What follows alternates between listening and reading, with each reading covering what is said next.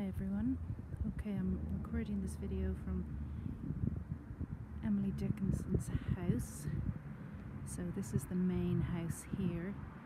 The top right corner, there's two windows up there. Those are the room that Emily Dickinson wrote most of her poems in. You can see the porch along here.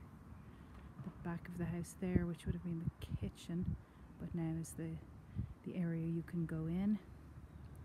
Back through to the gardens around the back, and moving along down this path we go to the evergreens. So that is Dickinson's brother's house, Austin's house, where he lived with his wife Susan. So this is a little pathway that you can imagine Dickinson walking along between the two houses, and perhaps looking out of her window up there down to Amherst town. As I'm sitting here, I can see a bird, which perhaps you can see in there. He might take flight now. And so I was going to just read for you one of the poems focused on nature. A bird came down the walk. Remember now, Dickinson's poems don't really have titles. We refer to them by maybe the first line or a number. A bird came down the walk. He did not know I saw.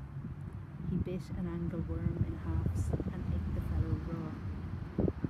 And then he drank a dew from a convenient grass, and then hopped sideways to the wall to let a beetle pass. He glanced with rapid eyes that hurried all abroad.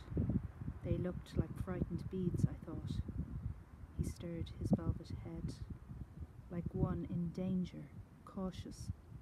I offered him a crumb, and he unrolled his feathers and rode him softer home. Then oars divide the ocean to silver for a seam, or butterflies off banks of noon leap plashless as they swim. So we talked a little bit in our last session about how Dickinson was in a sort of isolation herself, and how interesting it is to be reading her in this time in which we were all in our own rooms, connected over time by the words of her poetry. In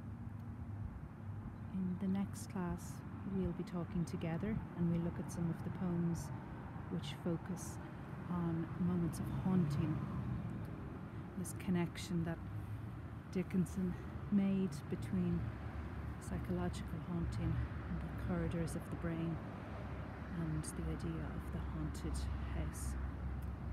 Up there past Evergreens is the centre of Amherst, and the crossroad that Dickinson would have been able to look out at. You can still hear cars passing. We're not in full lockdown yet, it appears, but I hope you can also hear some of the birds singing in the trees here, trees that are still quite bare, but with some signs of spring. So plenty more on Emily Dickinson to come. I'll talk to you all on Tuesday. Take care.